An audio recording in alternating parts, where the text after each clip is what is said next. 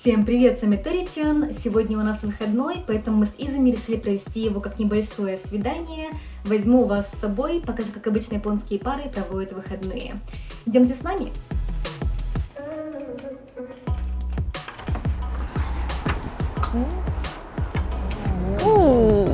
Воу, дейт.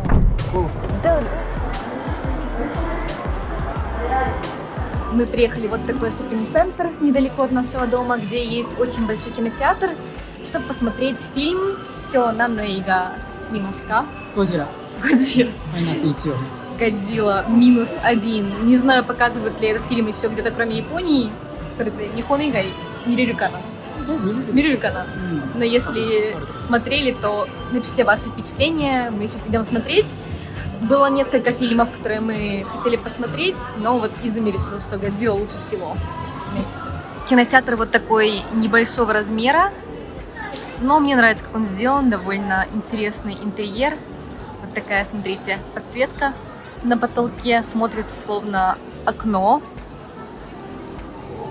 Сегодня очень много людей. Неужели все пришли на Spy Family или на Годзиллу, как мы? И, конечно же, в японском кинотеатре есть фильмы аниме. Сейчас очень популярно Spy Family аниме, мы тоже смотрим, очень нравится. И сейчас есть фильм Spy Family, полнометражка. Кроме кинотеатра здесь также есть, конечно же, разные фудкорты и ресторанчики, бургеры, Starbucks, кофе, карри японское, такояки, снова бургеры, рамен, удон, рамен, темпера. В общем, на любой вкус. Так много людей.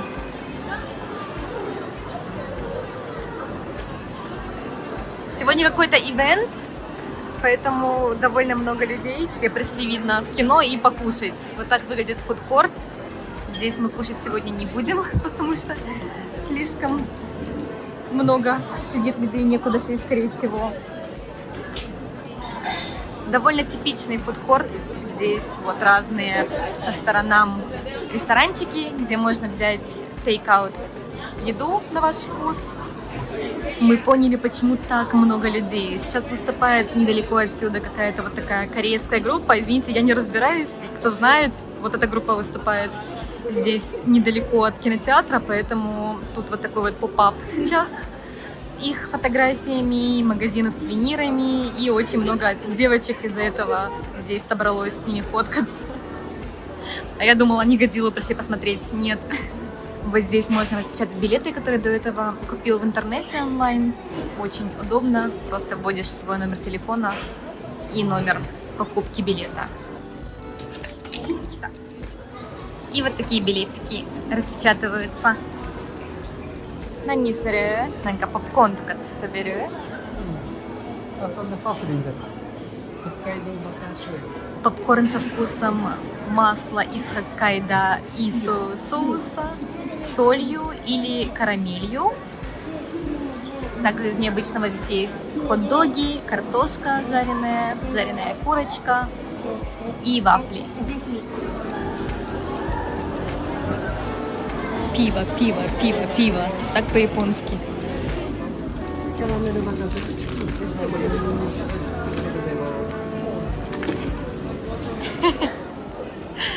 Full set. Эйгаканって感じ.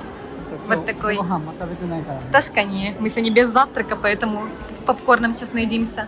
Очень удобно, что дают вот такие вот подносы пластиковые, куда и попкорн, и напитки можно положить, поэтому просто их так унесешь. Так что идемте. Не, давно мы не были в кинотеатре. Это фильмы, которые сейчас показывают или будут показывать.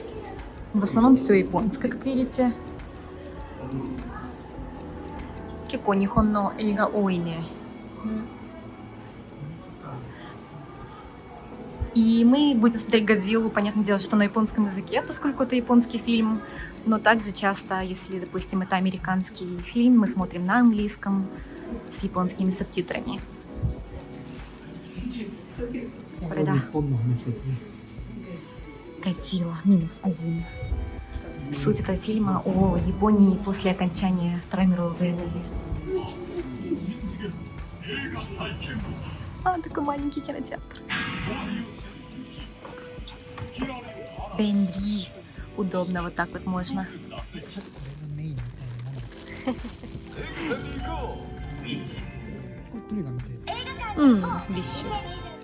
Интересный факт о японцах и кинотеатрах. В японских кинотеатрах не включают свет до самого конца фильма. Поэтому большинство японцев сидят, пока все финальные титры не закончатся. さっきの映画の感想。最高だったね。最高だった。個人的には今年一番だった気がする。本当。めっちゃ面白い。何が面白かった？やっぱ撮り方かな。撮り方？ただのパニックモンスター映画じゃなくて、なんか人間の目線でゴジラを撮ってる。確かに。人間の気持ちにフォーカスして。確かに。Мне тоже понравилось. Я вообще не ожидала, что будет настолько интересно. Мы пришли смотреть фильм про Годзиллу, а половина фильма была про реальные битии жизни в Японии после окончания Второй мировой войны, что тоже было очень интересно. Поэтому советую, кто еще не смотрел, посмотрите. Обычно я показываю вам повседневную Японию, но сегодня покажу, как Япония выглядит ночью.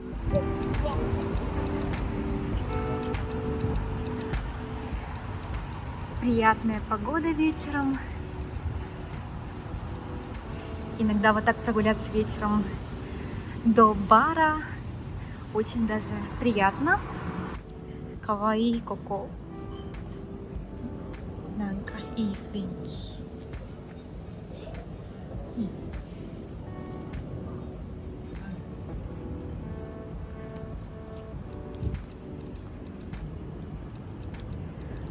Тишина. Даже не верится, что сегодня пятница. Кому каваи не?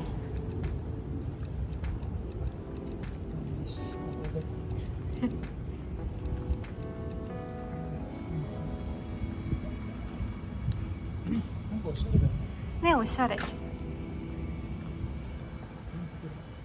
Коко дес. Мы сегодня сюда идем.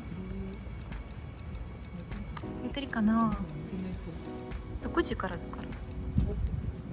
空いてるかな? Вот такой маленький винный бар. К счастью, бар был открыт, мы просто оказались первыми посетителями. Внутри этот бар выглядит вот так. В середине помещения стоит барная стойка, но с низкими стульями, что придает ей комфорта и японского вайба. Окна закрыты бумажными перегородками сёджи, а в центре стоят винтажные чайники для чайной церемонии.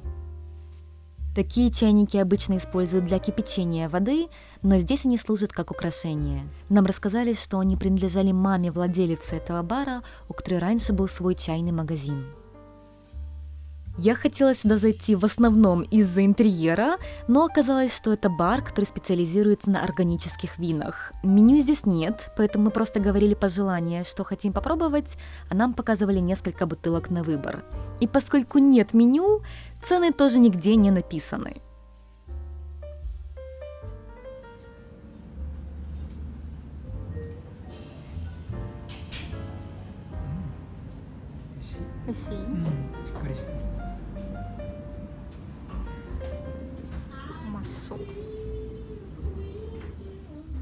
К винам также подают небольшие закуски, но кроме этого еды нет.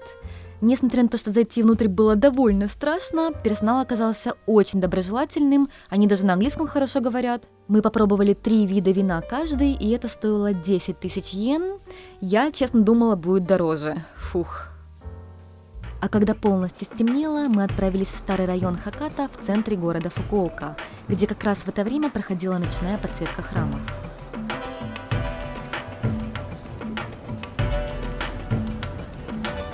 Кеко нарандрю. Нарандрю.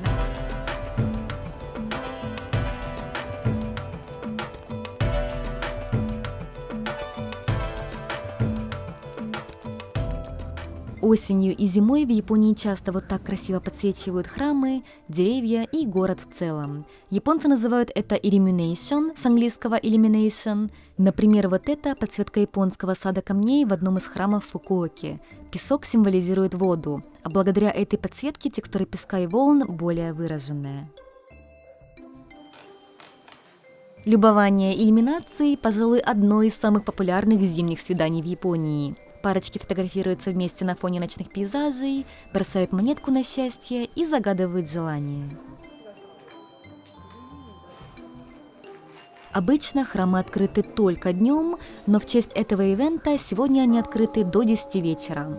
В отличие от Киото, Фукуока менее известна, поэтому здесь нет толп туристов, можно даже вот так посидеть и помедитировать.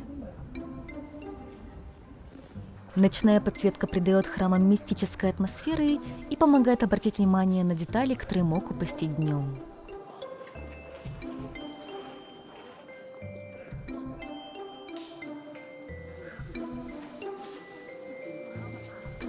Доброе утро! Сегодня уже другой день, и вчера был день рождения у Изуми, ему исполнилось 33 года. И я долго думала, что можно в этот раз устроить, потому что каждый год я пытаюсь сделать ему какой-то небольшой сюрприз.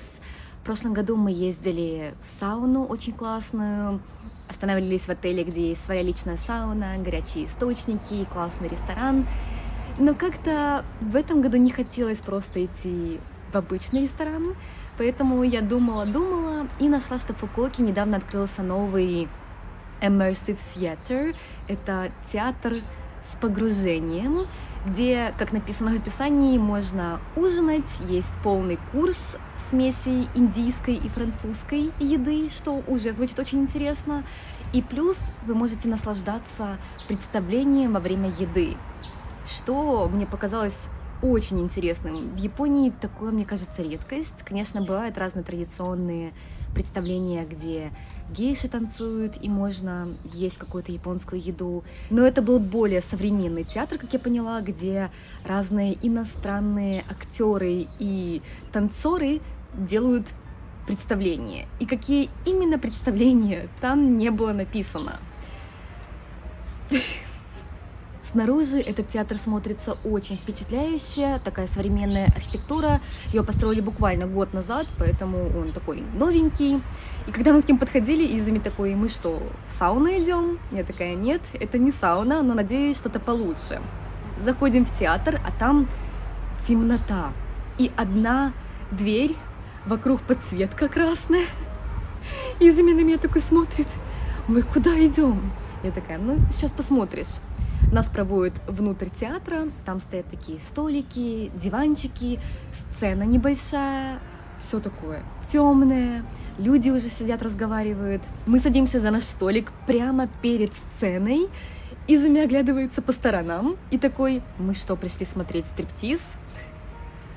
Я такая: вроде как нет, это должно быть какое-то шоу, но я не уверена, что это не стриптиз. Проходит несколько минут, выключают весь свет, кто-то начинает петь. Я оглядываюсь, и с моей левой стороны откуда-то появляется девушка иностранная в очень откровенной, для Японии, конечно же, одежды.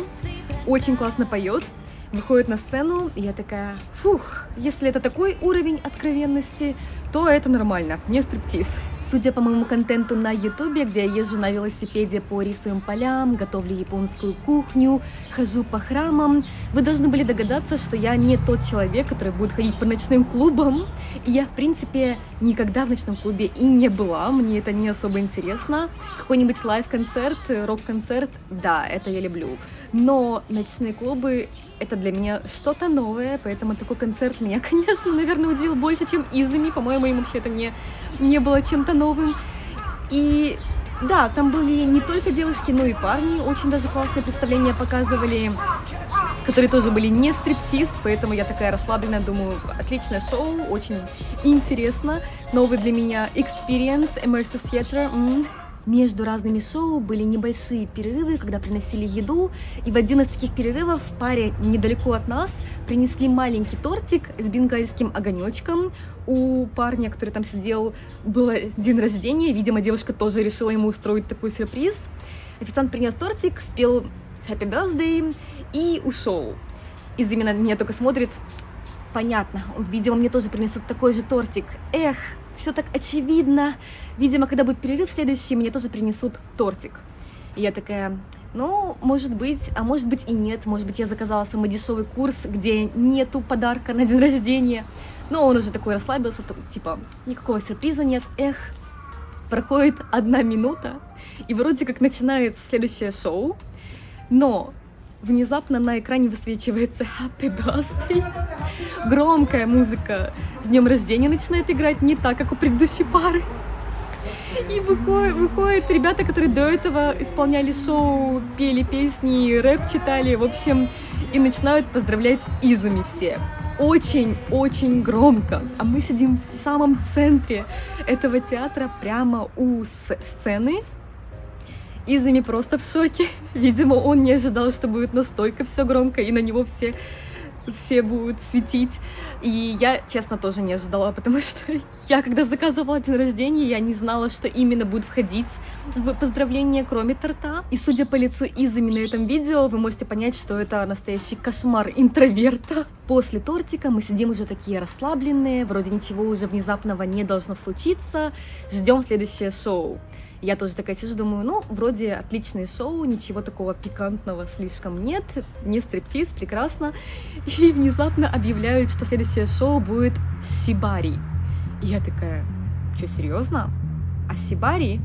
Вы сейчас увидите, что такое Шибари. На сцене появляется девушка в кимоно, в маске. Я была настолько в шоке, что я даже не успела ничего снять, поэтому представляйте это. С другой стороны, сзади нас, а мы в самом центре, и сзади нас еще одна дополнительная сцена маленькая. Откуда-то появляется девушка в прозрачном красном кимоно, внизу в нижнем белье, в маске демона, и идет к той девушке на сцене, которая в кимоно и в такой белой маске женской. И начинает ее связывать такими красными веревками. Да, японское искусство шибари — это искусство связывания, довольно эротичное. В общем, она ее очень ловко связывала, потом она привела ее прямо к нам, вот здесь они стоят. И связывала ее в очень неловкие позы, в итоге подвесила ее над потолком и крутила ее прямо возле нас, вот так вот ее ноги крутились. Это было очень интересно. Я, конечно, была в шоке. Мне понравилось. Я не ожидала, что будет настолько интересная смесь японских традиционных эротичных искусств с современными перформансами. Поэтому я довольна, что мы пошли в такое место. Хоть и, возможно, вы видите на моем лице сейчас неловкость, потому что я не ожидала, что будет такое шоу. Если бы я ожидала, было бы окей. Но я и Изами были в таком шоке. И особенно мы были в шоке, что это настолько близко. И в итоге Изами мне сказала, что ну, прикольно, но лучше бы ты приготовила дома котлету по-киевски. Мужчины-интроверты, их тут приводят на японский стриптиз, а они в итоге требуют котлету по-киевски. Поэтому давайте приготовили ему котлету по-киевски, раз он это попросил. Никогда в жизни я не готовила котлеты по-киевски, но что не сделаешь ради любви. Поэтому надеюсь, что у меня получится сегодня. Если не получится, то не ругайтесь, пожалуйста. Для начала нужно отрезать масло, которое мы будем использовать для начинки. Есть также рецепт с сыром, но с маслом более классический. Сегодня я буду готовить 4 котлеты по-киевски, поэтому нужно 4 кусочка масла. И, кстати, Изами впервые пробовала котлеты по-киевски, которые готовила моя бабушка. А у меня бабушка профессиональный шеф-повар, поэтому, конечно же, с ее кухней не сравнится. Но надеюсь, что хотя бы они будут форму держать. И на время подготовки других продуктов масло мы помещаем в морозильник. Мелко нарезаем укроп. В Японии укроп большая редкость, его довольно редко можно найти в магазинах, но, к счастью, в этот раз он был, поэтому у нас будет свежий укроп, а не сушеный, как обычно. Я видела рецепты, где укроп и масло смешивают, но мне лень это делать, поэтому думаю, нормально, если они будут отдельно, не смешанные. Все равно масло в конце растает. Взбиваем 2 яйца.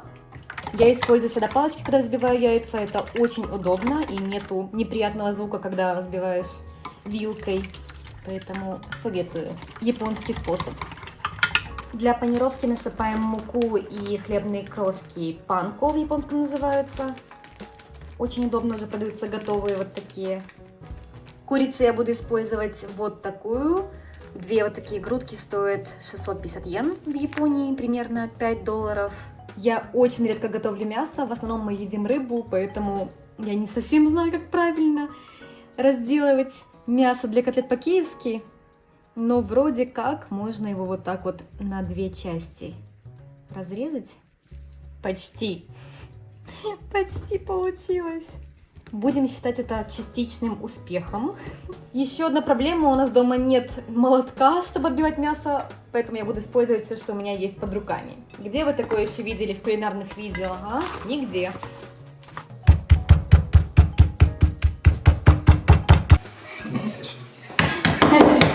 Вывод: молоточек не нужен, если есть мужчина дома.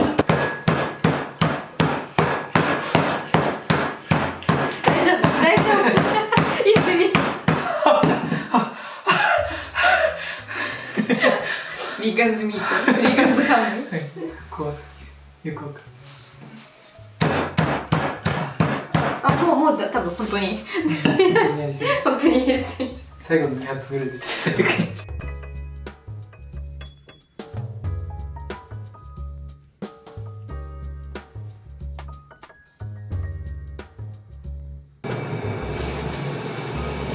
И дальше запекаем наши котлеты по-киевски в духовке. Ну что ж, посмотрим, что получилось. Можно считать это успехом на 50%. По-моему, вот в этом еще масло осталось. おお、 Yes! すごい。 Есть! キュー好きじゃないっすか。誕生日プレゼントにほら、コテトпо-киевскиが最高じゃないっすか。言ってたから、初めて、そうそう、初めて作ってみました。最高ですね。ね、いいですか。バターがあるかどうかチェックお願いします。そうですね。これ大事なところですから。そうだね。かけてパキンスキは。いけるかな。あ、コテトпо-киевскиのサムリエ？サムリエ？ええ、それで飯食ってますから。飯食ってますから。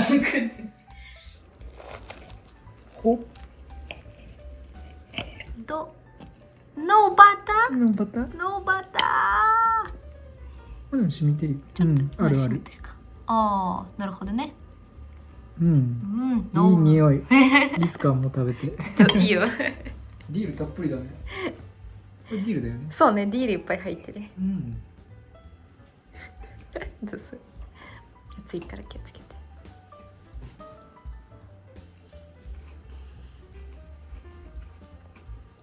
最高。おいしい？柔らかい。おばあさんと比べたら。正直言うとおばあさんかな。Да, да. Да, не.